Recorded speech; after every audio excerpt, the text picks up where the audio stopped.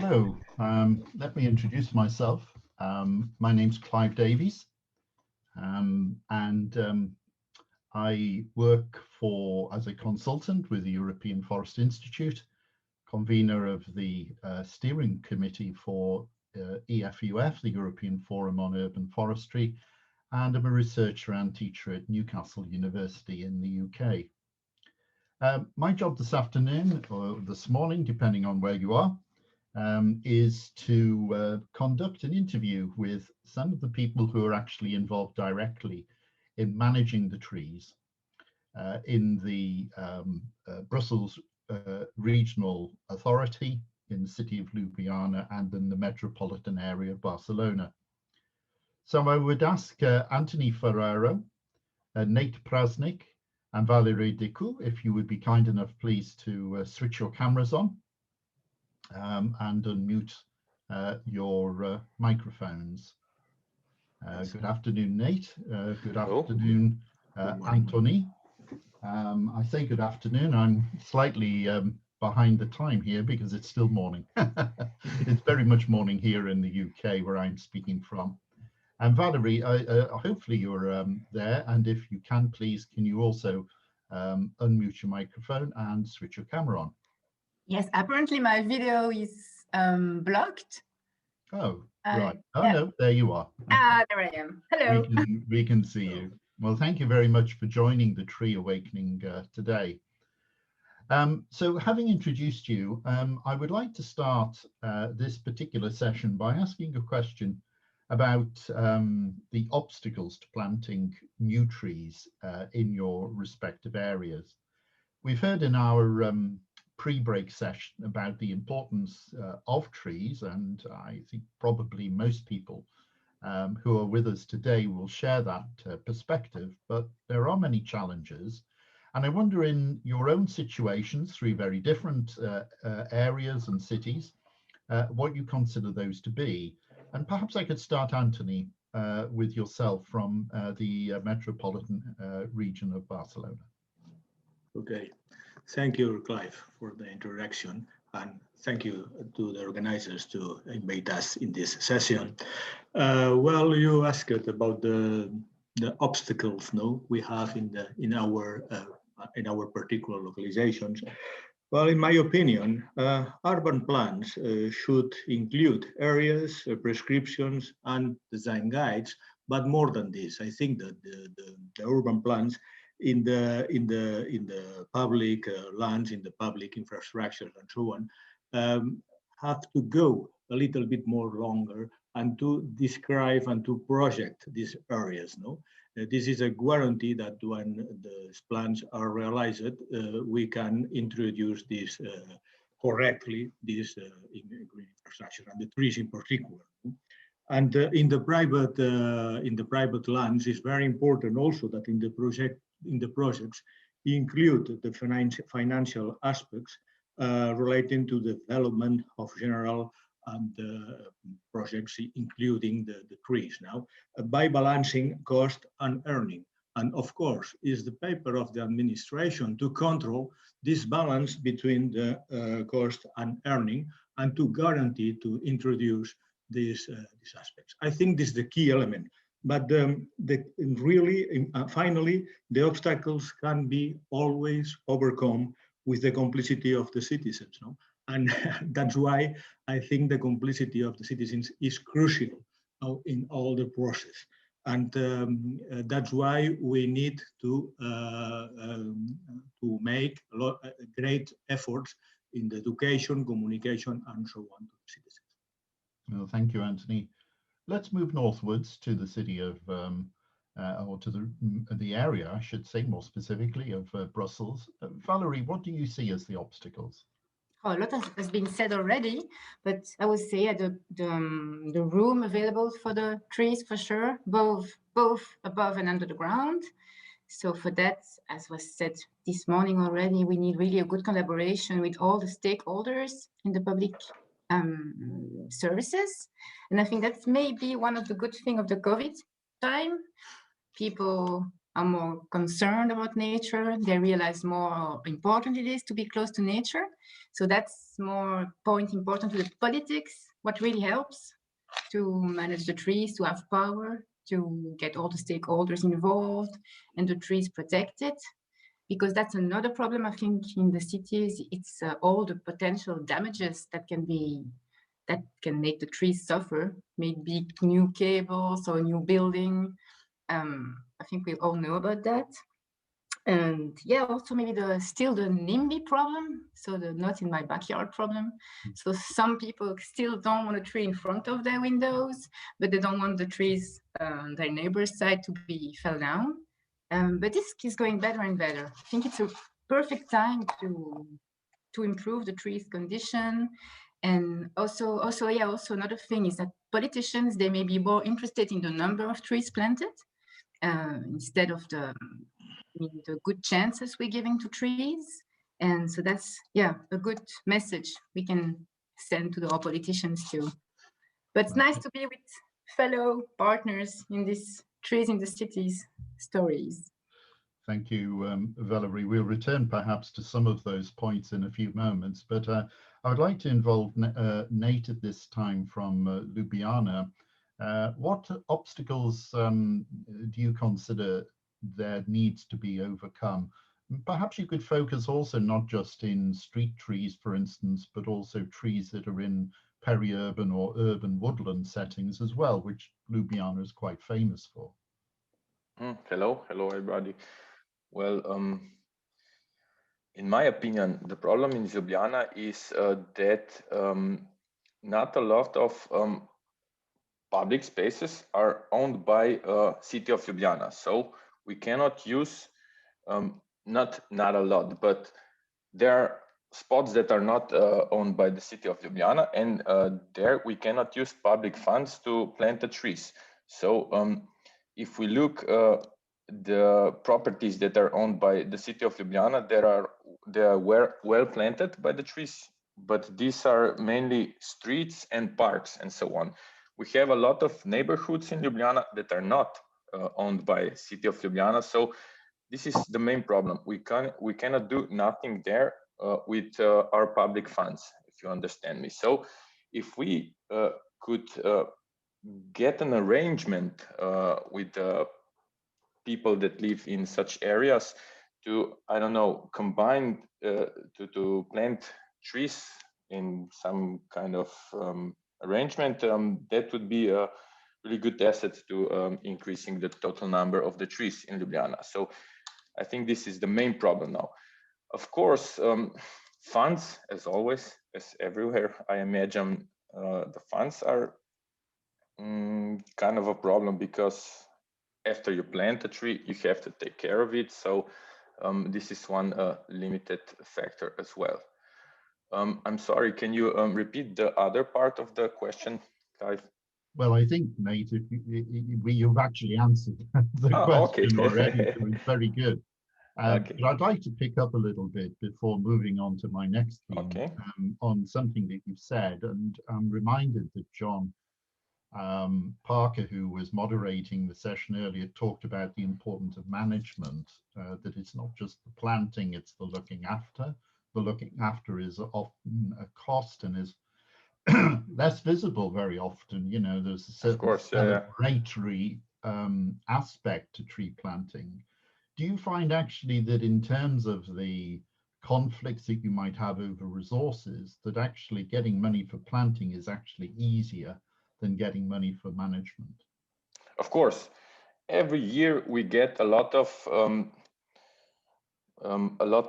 donators who would like to donate money for planting a tree, a line of trees, an avenue of trees, but they do not realize that, okay, it is a generous offer. You can get some money for planting the trees, but who will then take care of these trees in 10, 20, 30, 50 years from now on? And when we tell them that they have to maybe even consider some funds for maintaining those trees, then a lot of donators actually back off, because they didn't even think about that like having a pet, you know. It's easy to get it from the store, but then it's another thing to take care of it through the lifetime. So well, that's very, very interesting, Nate. It reminds me of a little advert here in the United Kingdom that a dog is not just for Christmas, it's for life. And of perhaps course, we yeah. should say that the tree is not just for planting, it's there for life. Of course, as much as we are happy to get such offers for donation, we have to take into consideration that we will have to take care of those trees, and if we will have to take care of the trees that were donated, we will run out of funds to plant the trees that we would plant normally, you know. So those are the things we have to consider when getting a donation offer. Well, that's a rather interesting comment. Antoni, would you like to respond to Nate's thoughts there? Well, in sum up, I 100% agree with my colleagues. No, but we need the quality plantations, well located, well designed, taking account the characteristics of the site, in special the space requirement, the climate, possibilities of maintenance, of course, and we need also to define with precision the functionality expected. No? And if not, the products that our plantations are impossible to maintain. No, it's not possible to maintain some plantations bad designed and with not species we can say good for the climate of our localization and so on. That's why I think it is very important, the quality of the plantation. If that is the more essential aspect. Of course, we have all plantations, we have the determined situations that we need maintained, we need inspect, we need to fix the index, we need to do the several works. But I think the best way to improve is to concentrate it in the new plantations and to make efforts to the designers and the architects, landscapers, and so on, that they really understand the limitation and the importance to the.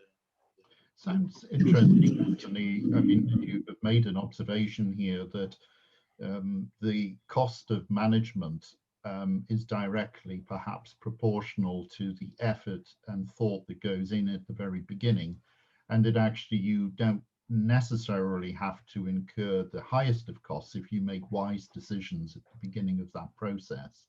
I think that's good advice. Is that something you would agree with, Valérie? Yes, it's the same in Brussels. Like I said before, and in Brussels, politicians, they ask us now to plant at least 1,000 new trees a year, even possible 2,000. So they can give money for that. And it's good. We are lucky enough to be able to ask a lot of money to improve the conditions at the plantation. Like you said, that can allow a better management later, a cheaper management after. And we still have to justify a lot the following maintenance, so the watering, the pruning, everything we can do to help the trees grow. But it's coming more and more, especially because the government is green now in Brussels, so that really helps. Mm-hmm. Yes, it's good. That's interesting, is that you've got a government that is now sympathetic or positive towards tree planting. It's quite interesting to me that actually, regardless of the politics, I think that it seems to be one of the less controversial issues. I think many people, from whether they're on the left or the right, are beginning to see the importance of tree planting. One of the things that we heard from our earlier speakers was the importance of big trees, of trees that are already mature. And then when you lose a tree like that, it takes a long time to replace the services, the ecosystem services that a large tree contributes. And they are a very precious resource, particularly those that have reached, a great age. I wonder if I could start with you, Valérie, again, and talk about how you factor in the preservation of large trees in a city, and Brussels is a city under enormous development pressure.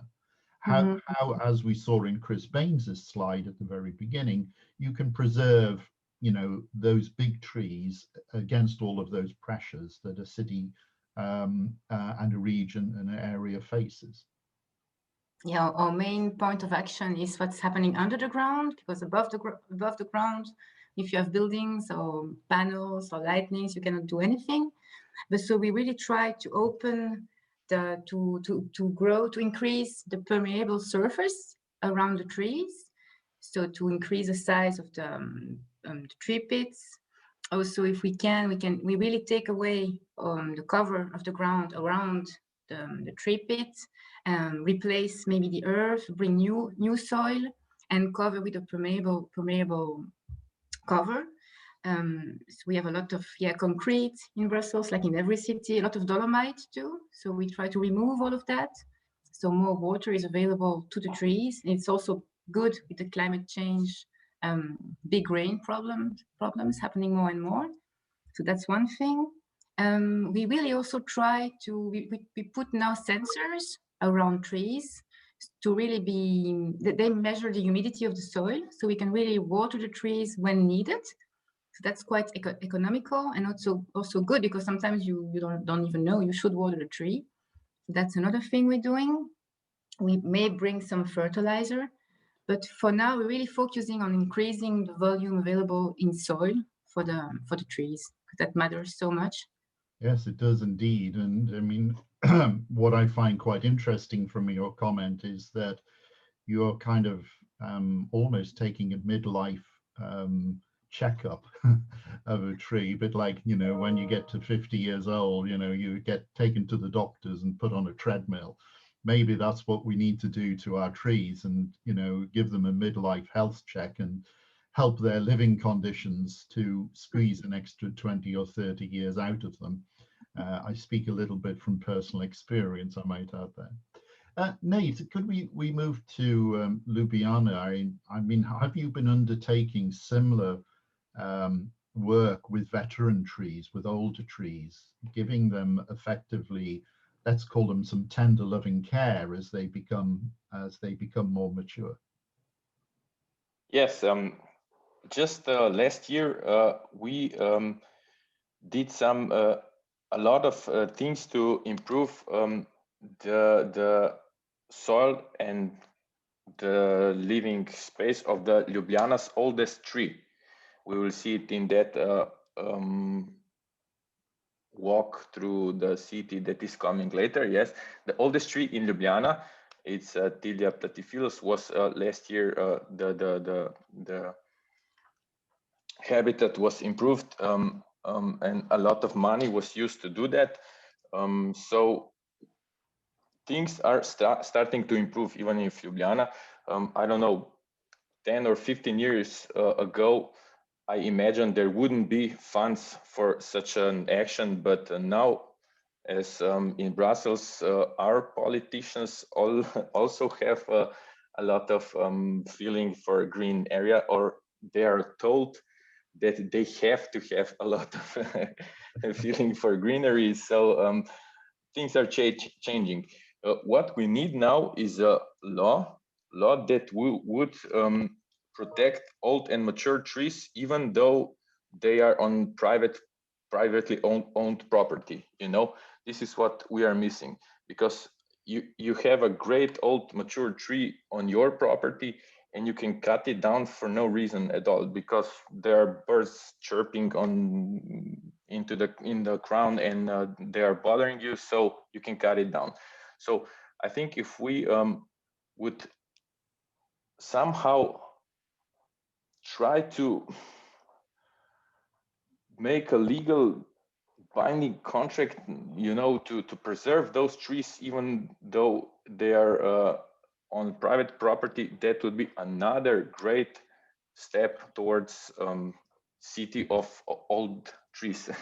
Well, that's interesting, Nate, and maybe as a follow-up to this, today we can talk about how in the United Kingdom we have things called tree preservation orders, which a local municipality can put on an individual tree that requires permission to be given before any management takes place on that tree.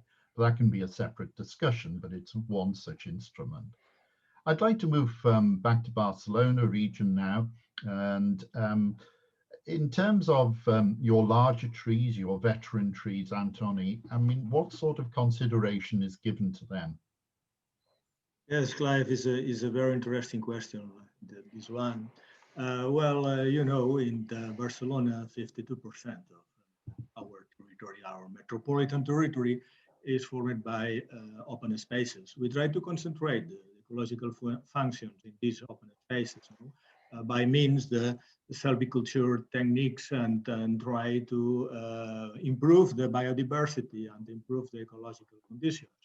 Inside the cities, we have really a big problem now in order to the safety, the pest, diseases, and so on, because the plantations in Barcelona metropolitan area in general, almost in the most part of this, are not projected, are not designed by the longer trees, designed by the moment, but the quick results, not in the large but we try to select these keys or these areas where really the size matter, and to try to apply the special techniques in these sites, no, in order their functionality, in order to the water cycle, the discontamination of soils, and the shade, and so on. No, unfortunately, it's not possible to act in all these old trees, no. And we have to select the ones that the functionality is most important for our cities. So it's a prioritization, yes, I can understand that you know, you have sometimes tough choices to take in cities around resources and location issues, and of course, as we know, trees are often very vulnerable, particularly to new developments. Which bring jobs, bring added income to a city, and that in particular is one of the, despite the rising interest, I think we still not really got what we may call a level playing field. Yes. But I would like to move on, Antoni, if I may stay with you. One of the things that Brussels has got a very strong reputation for, indeed so much so that I actually use it as part of my teaching at university in Newcastle, on green infrastructure. And one of the important aspects, I think, of green infrastructure is connectivity. Within Barcelona, and I will be asking the same question of in Brussels and Ljubljana, do you see the street tree and the forest, which is on, let's say, outside the city or on the city boundary, as part of the same continuum, so that you're thinking about the connection of all of the trees from the city centre right out into the peripheral parts? Yeah, it's, I understand is the question for me, no, first? Yeah. Yes, yes. Yeah, okay, so yeah, yes, well, we really we work in 3 levels of the green infrastructure. No? First in the regional level, and in this level we try to connect the most important pieces of our overall infrastructure, as Collserola, the rivers, and so on. No? This is the first level, and we try to export the values of these pieces to our cities. The second level is a level more focused on these special spaces. For example, we have had a special plan for Collserola, is a natural park in the regional level, and we try to adapt the prescriptions and to find, to discover the main connectors to the cities. Another level is in the local aspects now, and we try to do the cities, if you want, more natural, more adapted to the Mediterranean climate and best connected to the situation around now. And when we focus it in a special projects, we try to do it, no? And well, I move again to the previous question now. In our new designs, we try to get the space enough and the conditions enough to try to establish the longer trees. No? Well, it's more or less our technique. For us, the green infrastructure is very important, no? And in the master plan we are designing now, this is a special aspect, no? And there are two tools you use in this new master plan. There are the green avenues, no? It's a very important thing, no? To connect the different parts of the city, and a specific plan for the open spaces, no? That will be developed after with the special plans as the Collserola that are approved now. Thank you, Antoni. Let's move to Ljubljana. I mean, you have street trees, you have trees in parks, you have forests that actually come deep into the city. Are they managed as a whole, or are they subject to separate management, Nate? No, they're not managed as whole, but if you ask me, they're one organism, you know. Right in the middle of the center, we have trees on streets, and if we go out of the center on the perimeter, there are street trees more often, and then more often, and there are more trees on another street, and then there's park, and then there's forest. You know, it's like a net of trees that grows in density if we go out of the city. You know, but the urban forest is actually managed as a forest. We have foresters that take care of it. It's not directly managed by the city of Ljubljana. So they are one organism linked to each other, but they are managed differently, if you ask me.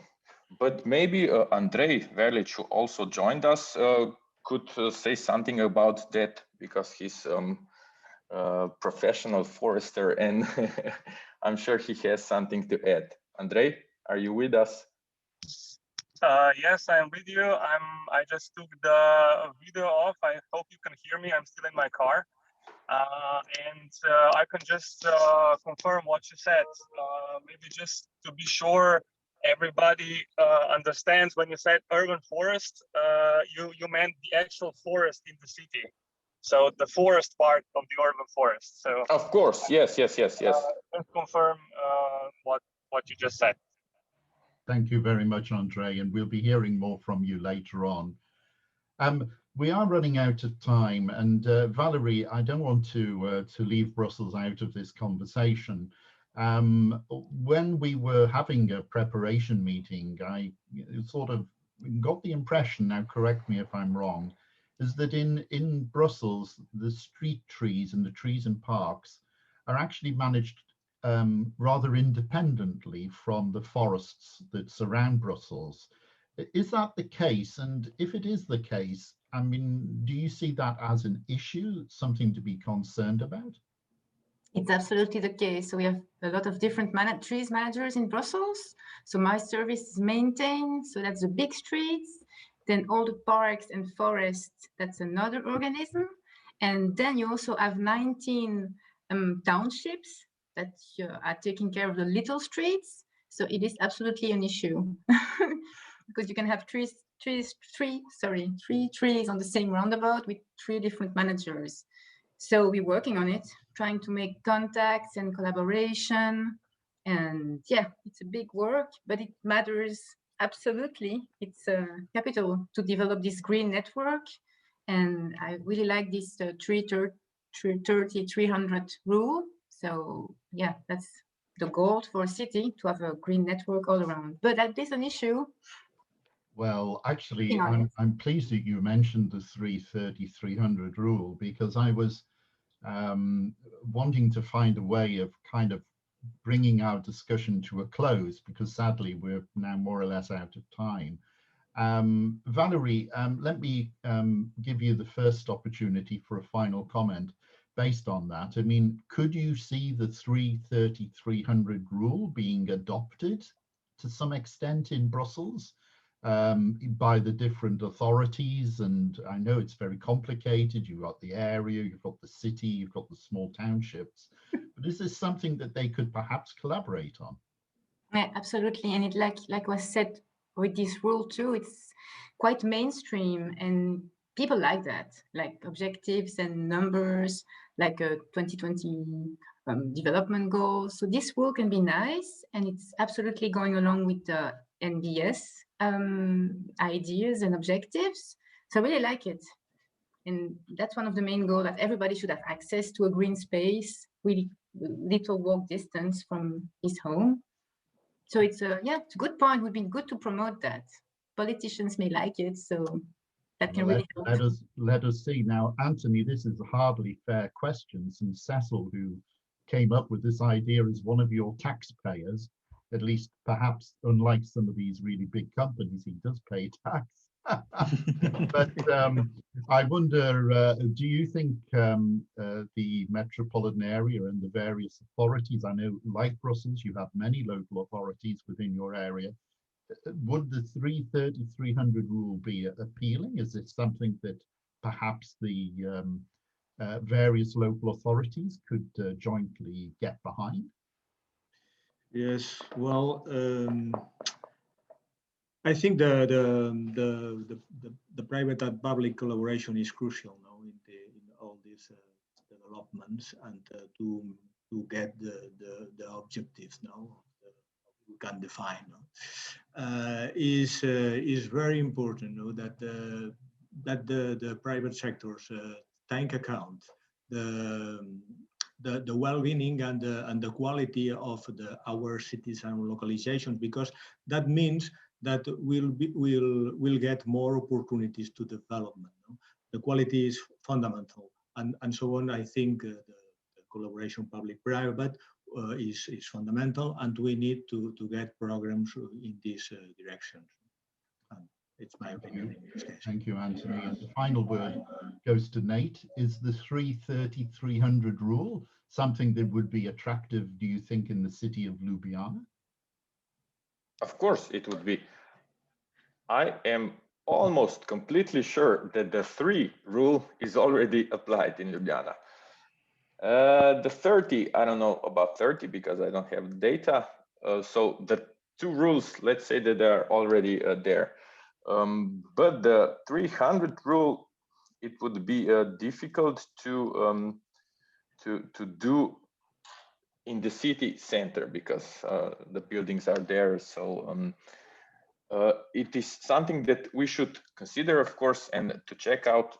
Maybe we already have it, and I don't know. I don't have any feeling about that. How many meters are the parks away from the buildings? Well, perhaps there is a homework for us all to do. Yeah, maybe.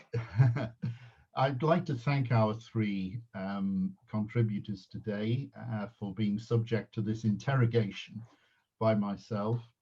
So on behalf of the organizers, Nejc in Ljubljana, thank you very much. Valérie in Brussels, thank you very much. And not least, of course, Antoni in Barcelona, also thank you very much. So I'm going to hand over at this point, I think, to my colleague about a new initiative that has been taken on the back of this event. So Vera, I think you're the next person to speak. And I think for the rest of us, if we could mute our microphones and turn our cameras off, I think that would be good. Thank you again. Thank you very much, Clive, for this short introduction. So my name is Vera. I'm currently doing a traineeship at the European Forest Institute, and we have been working on this tree discovery walks. So thank you also to Antoni, Valérie, and Nejc for this very interesting discussion right now. And I think it's time to head out and get to know some practical examples.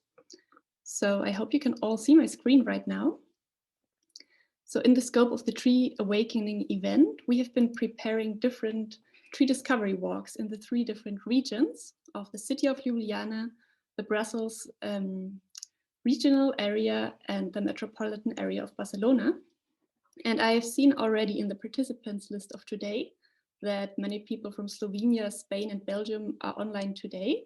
So I would like to invite all of you to really go outdoors and explore the trees and urban forests at your doorstep, but also to all the people that are somewhere else, like me, for example, today, or I'm sure that many people are joining also from different countries. You can still take part in these discovery walks. And so in this short introduction, I just want to let you know how you can join and how you can learn more about the green areas in each of these 3 regions. So you can either join in situ, so when you're close to the urban region of Ljubljana, Barcelona, or Brussels, you could actually really go outside with your mobile phone and follow the tree discovery walk that will be a self-guided tour, or you can just join from wherever you are now at the moment with your mobile phone. And what we will do to explore these regions is we will use ActionBound. What is this? This is essentially something you might recall playing treasure hunts, maybe at birthday parties or with your children, or like these outdoor treasure hunts where you have different stages and different steps, and you can also take part in little quizzes and win something. So it's similar to this. And I will give you a short introduction on how this looks like so you can familiarize with it.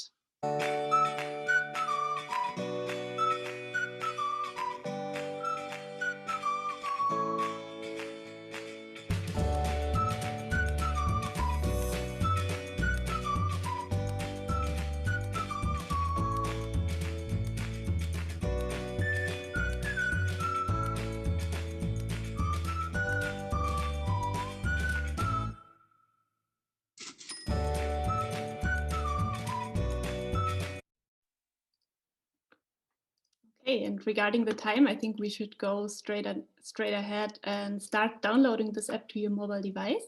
So most of you might have already downloaded it during the break, but I would like to give the chance now to download this again. So I will leave this slide here for a moment.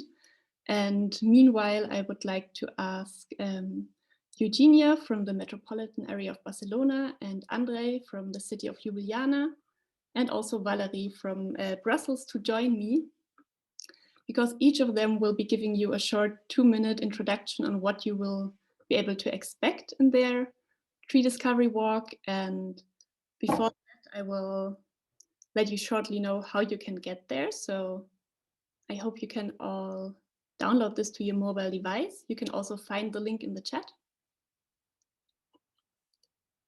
And once you have downloaded the app, you just install it on your phone, which it works like with every normal usual app. And then we will start to explore the urban trees and forests around the 3 different areas. And to do that, you will only need to listen to Valérie, Eugènia, and Andrej. And meanwhile, I will display the QR codes for their different tree discovery walks. So you can choose whatever walk you would like to participate in. And then you will be led directly towards this tree discovery walk. And the idea is to do this in all the different languages of the area. So the aim is to also involve the local population in the different regions. And this is why I will start with the first one. I will start with Ljubljana. So Andrej, it would be great if you could join me. We will be able to offer this one in English and Slovenian, and Andrej will let you know what you can expect for this one.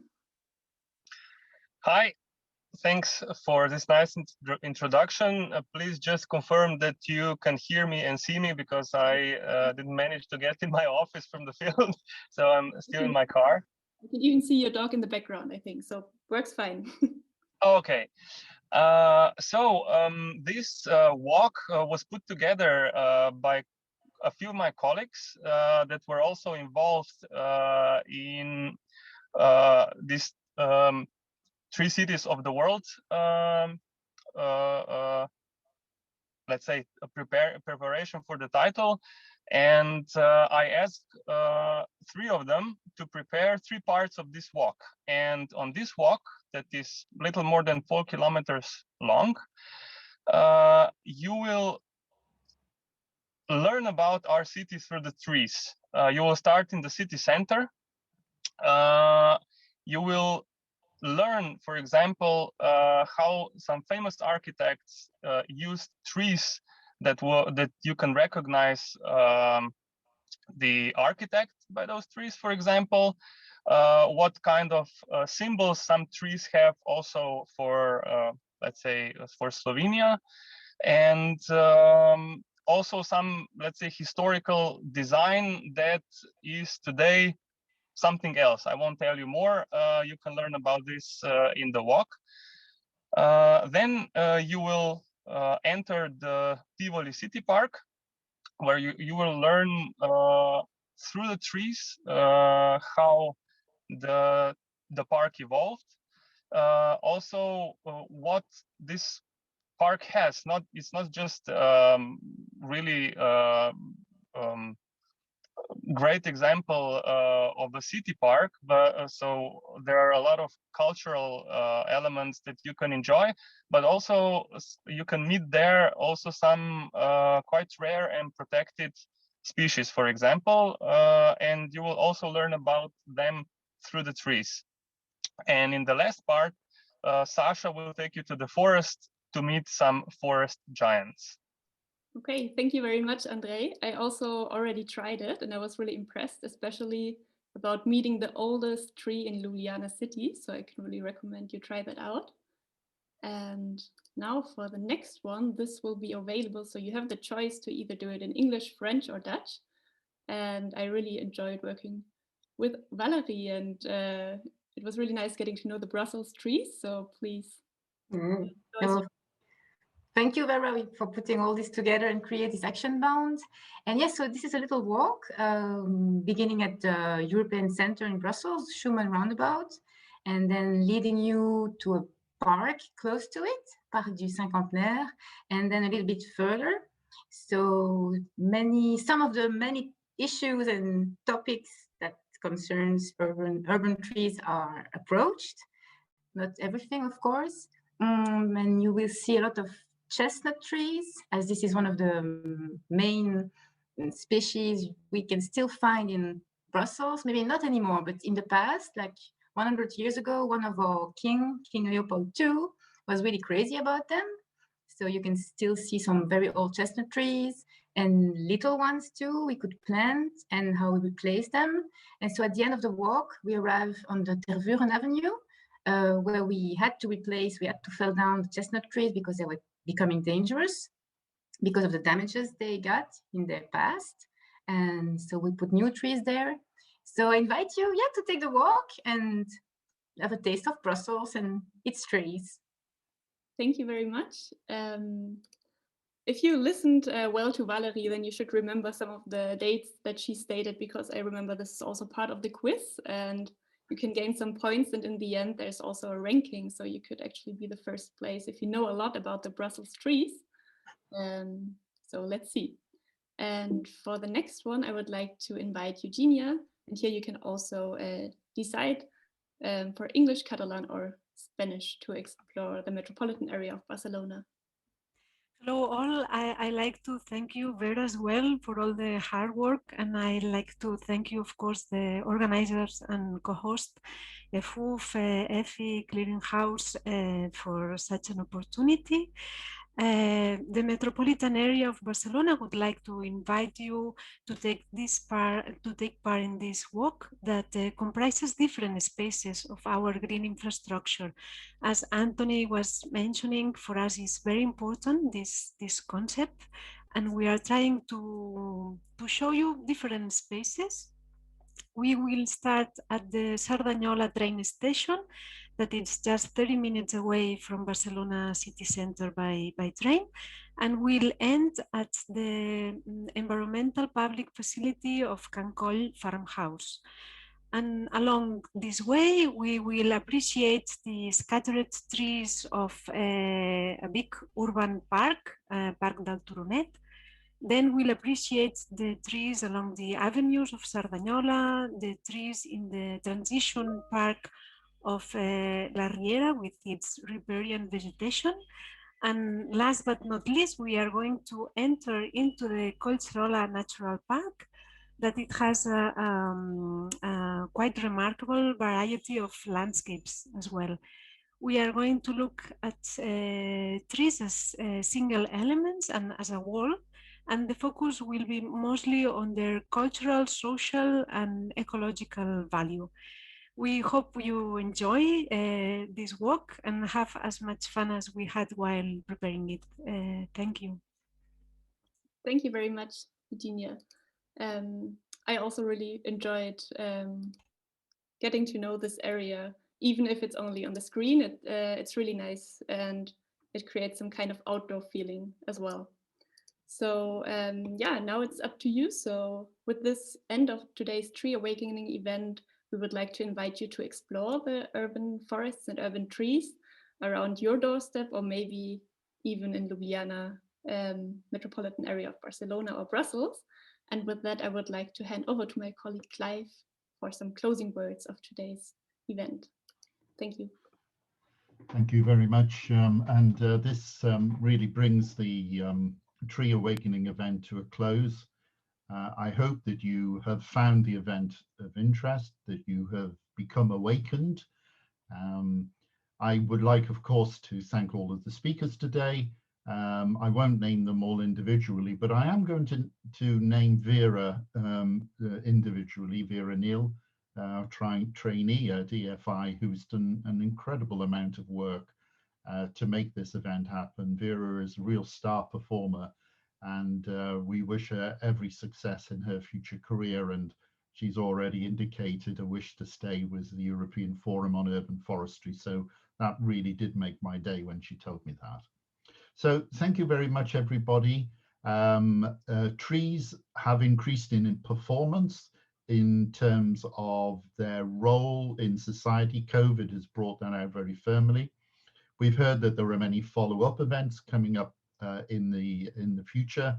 I know that Simone at FAO has a busy agenda of events. First Africa Urban Forest meeting in July next month. There is an Asia Pacific Urban Forestry event in the autumn, and of course there is the Tree Cities of the World conference as well. So lots happening, and I wish you a treeful summer. Sorry, that is a bit cheesy, but with that, thank you very much.